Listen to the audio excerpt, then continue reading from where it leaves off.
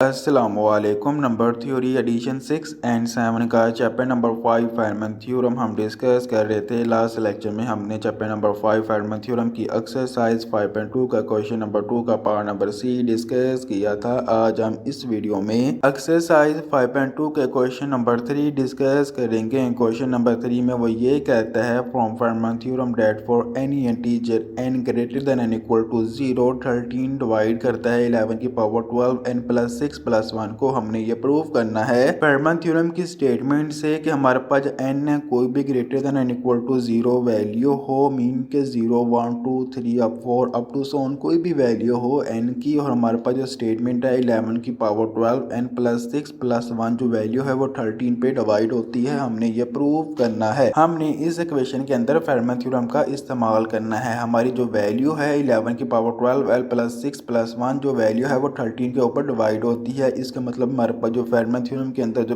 p होगा वो 13 होगा। If 13 is a prime number, हमें पता है जो 13 है वो प्राइम नंबर ही है, देन बाय फेरमैन थ्योरम अगर हम फेरमैन थ्योरम का इस्तेमाल करेंगे तो हमारे पास जो फेरमैन थ्योरम की स्टेटमेंट होती है a की power p minus 1 is equal to 1 mod p, ये हमारे पास फेरमैन थ्योरम का फार्मूला होता है। 11 की वैल्यू के ऊपर जो पावर है वो 12n प्लस 6 है। इसका मतलब हमने लेट करना है जो a है वो 11 है, तो let a is equal to 11, a 11 है and p is equal to 13। हमें पता है जो p हमने लेट पहले किया हुआ जो वैल्यू किस पे डिवाइड हो रही है वो 13 है। p है वो a को डिवाइड नहीं करता, जो 13 है वो 11 को डिवाइड नहीं करता, मीन के GCD जो है वो 1 है। Putting the value a and p in Fermat theorem, अब हमने a और p की वैल्यू पुट करनी है इस फेरमैन थ्योरम के फार्मूले के अंदर। तो हमारे पास जो वैल्यू आएगी 11 की power 13 minus 1 is equal to 1 mod 13, तो 13 माइनस 1 हमारे पास 12 होता है, तो 11 की power 12 is equal to 1 mod 13 हमारे पास इक्वेशन आ जाएगी। अब हमने जो फाइंड करना है 11 की पावर 12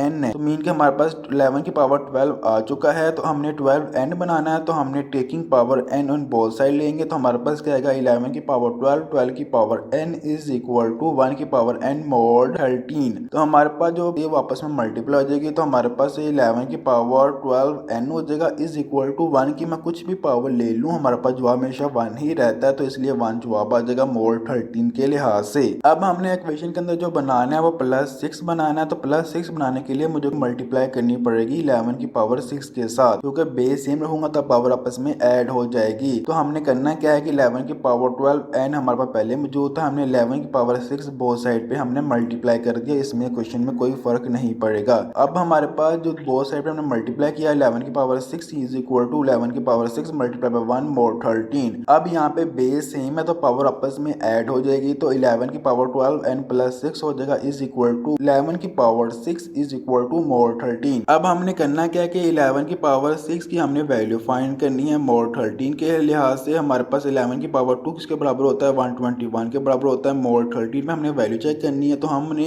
121 को 13 पे डिवाइड करना है, जो हमारे पास रिमाइंडर बचेगा वो 4 बचेगा, मीन के 11 की पावर 2 इज इक्वल टू 4 होता है मोड 13 के लिहाज से। तो अब हमने जो वैल्यू फाइंड करनी है वो 11 की पावर 6 की वैल्यू फाइंड करनी है, तो टेकिंग क्यूब ऑन बोथ से लेना पड़ेगा, तो 11 की पावर 2 की पावर 3 इज इक्वल टू 4 की पावर 3 मोड 13। अब हमारे पास जो वैल्यू पावर की पावर है 2 मल्टीप्लाई बाय 3 आपस में मल्टीप्लाई होगा, तो 11 की पावर 6 हो जाएगा। 4 की पावर 13 हमारे पास जो होता है 16 मल्टीप्लाई बाय 4 64 होता है। 64 का हम रिमाइंडर फाइंड करेंगे मोड 13 के लिहाज से, हमारे पास जो जवाब आएगा वो 12 आ जाएगा। 4 की पावर 3 जो होती है वो हमारे पास 64 के बराबर होता है। 64 को हम 13 पे डिवाइड करेंगे, हमारे पास जो रिमाइंडर बचेगा वो 12 बचेगा। तो हमारे पास इक्वेशन आ गई 11 की power 12 n plus 6 is equal to 12 mod 13। हमारे पास ये इक्वेशन आ चुकी है। अब हमने इसको सोल्व करना है 13 मोड के लिहाज से। हमने क्या बनाने की कोशिश करनी है 11 की पावर 12 n प्लस 6 से प्लस 1 बनाने की कोशिश करनी है। हम यहाँ पर लिख सकते हैं, हम इस 12 को 13 में से माइनस भी कर सकते हैं, उससे इक्वेशन में कोई फर्क नहीं पड़ेगा। हमारे पास जो इक्वेशन आएगी 11 की power 12 n plus 6 is equal to 12 minus 13 mod 13, mean के हमने मोड 13 के लिहाज से चेक करे थे, हम इसलिए 12 से रिमाइंडर से 13 माइनस करेंगे तब भी क्वेश्चन में कोई फर्क नहीं पड़ेगा। तो हमारे पास जो क्वेश्चन आएगी 11 की power 12 n plus 6 is equal to minus 1 mod 13। अब ये माइनस 1 इस साइड पे का मैं इसको क्वेश्चन की लेफ्ट साइड पे शिफ्ट करूंगा तो हमारे पास प्लस 1 हो जाएगा। यहाँ पे हमने करना क्या है एड प्लस 1 बोथ साइड हम करेंगे, तो हमारे पास